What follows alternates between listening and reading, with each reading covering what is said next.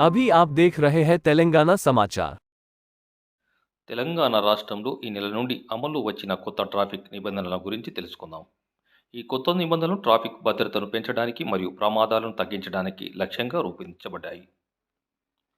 Helmet ధారణం తప్పనిసరి.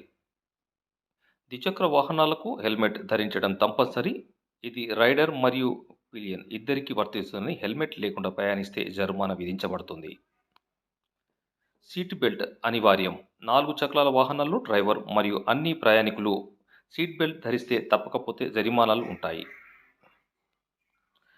మద్యం సేవించి వాహనం నడపరాదు. నిషేధం. మద్యం సేవించి వాహనం నడపడం అత్యంత కఠినమైన శిక్ష పడుతుందని ఈ నిబంధనలు ఉల్లంఘించిన పక్షంలో భారీ జరిమానా మరియు జైలు శిక్ష విధించబడతాయి. Speed limits. రహదారులపై గరిష్ట వేగ పరిమితులు ఖచ్చితంగా పాటించాలి. వేగ పరిమితులు అతిక్రమిస్తే జరిమానాలు తప్పవు. మొబైల్ ఫోన్ వినియోగం. వాహనం నడుపుతూ మొబైల్ ఫోన్ వినియోగించడం పూర్తిగా నిషేధించబడింది. ఈ నిబంధనలను ఉల్లంఘించిన వారిపై జరిమానాలు విధించబడతాయి. పార్కింగ్ నిబంధనలు. నిర్దిష్ట ప్రాంతంలో మాత్రమే పార్కింగ్ చేయాలి. అనధికారికంగా పార్క్ చేసిన వాహనాలు ఎత్తివేయబడతాయి మరియు జరిమానాలు విధించబడతాయి. పరిమిత వాయువులు. పర్యావరణ రక్షణ కోసం వాహనాలు పరిశుభ్రంగా ఉండాలి. పొల్యూషన్ సర్టిఫికేట్ లేకపోతే జరిమానాలు ఉంటాయి. కార్ల హార్నింగ్.